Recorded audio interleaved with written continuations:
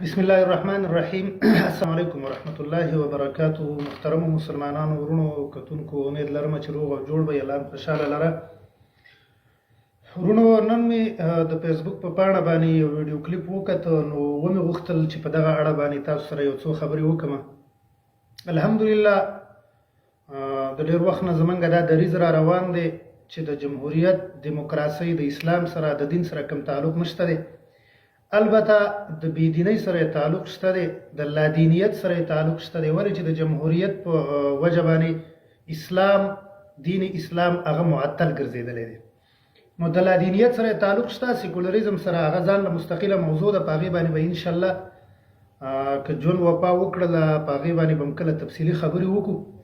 خو نن مې د جمعیت علما اسلام ضلع مومن جنرال سیکرټري مولانا عبدالغفار صاحب یو کلیپ وکتو او ډېرې ښې خبرې کړې وې، ډېرې بهترینې خبرې کړې وې. نو ومې غوښتل چې د هغې په اړه باندې تاسو سره خبرې اترې وکړم. دا کلیپ تاسو واورئ.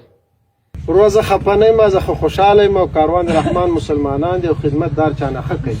په دې کې نه د کفر او د اسلام خبره شته دی او نه پکې د آخرت او د قبر خبره شته دی چې ګینې قبر کې به تا نه د اوټ تپوس کېږي. اوټ تپوس به زموږ نه همدې دنیا کې کېږي چې چاله دې ورکړی چې بیا دله سبا خدمت وکړي. تاسو د مولانا صاحب دا کلیپ واورئ، د مولانا عبدالغفار صاحب چې هغه په دې خپل کلیپ کې وایي چې دا خبره غلطه ده چې په قبر کې به د اوټ تپوس کېږي. یعنې د هغه د خبرو حاصل او خلاصه دا ده چې د اوټو د دین سره د اسلام سره کوم تعلق نشته دی. حالانکه همدا مولانا عبدالغفار صاحب په دې جمعیت کې و چې لږ وخت مخکې د جمعیت علما اسلام ضلع مومن بل یو عالم هغه دا خبره کړې وه چې په قبر کې به د اوټ تپوس کېږي. خو هغه وخت کې مولانا عبدالغفار صاحب د دې رد نشو کولی. ولې؟ ځکه چې مولانا عبدالغفار صاحب په خپله باندې په جمعیت علما اسلام کې و. نن چې کله هغه جمعیت علما اسلام پرېښودو نو هغه نن دا حق بیان کو، دا حقیقت چې کوم دی هغه د خلکو ته ښکاره کو. او کله چې دی په جمعیت کې و نو دا جرأت د نشو کولی چې دی حق ښکاره کړي. موږ د ملت ته وایو چې دې خلکو ته ښه دا پته ده چې د دې شي تعلق د دې ووټو د دې جمهوریت تعلق د اسلام سره نشته دی.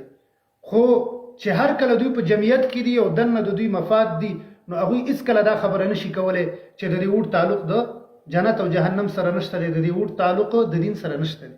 خو چې کله دا خلک جمعیت پرېږدي نو دا حقیقت دوی به د ملت ته څرګندوي او دا حقیقت د ملت ته وړاندې کوي. لکه نن چې مولانا عبدالغفار صاحب دا حقیقت وړاندې کړی.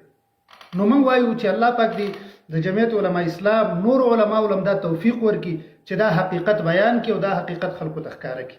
لکه نن تاسو په سوشل میډیا باندې ګورئ، مختلف قسم ویډیوګانې د دوی په تاسو ته راځي په سوشل میډیا باندې. او بیا چونکې د الیکشن ورځې دي چې د دین په نوم باندې بس تاسو راوټ غواړي، د دین نوم به استعمالوي، د مذهب نوم به استعمالوي، اسلام، قرآن، عالم.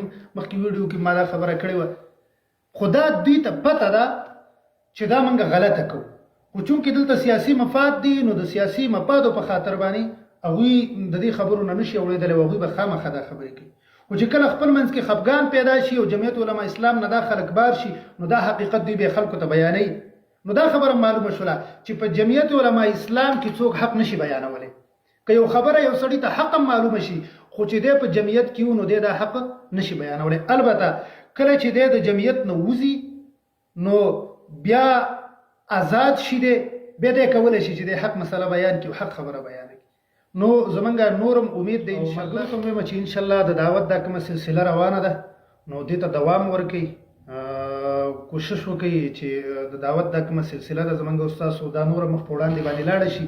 انشاءالله ډېر ښه ثمرات چې کوم دي په هغې باندې مرتب کېږي. موږ او تاسو ګورو نن د مذهبي ګوندونو نه علاوه چې نور څومره ګوندونه دي هغوی ټول دا خبره کوي، د هغوی په ذهن کې دا خبره کېناستله چې د ووټو د جمهوریت او د اسلام سره کوم تعلق نشته دی.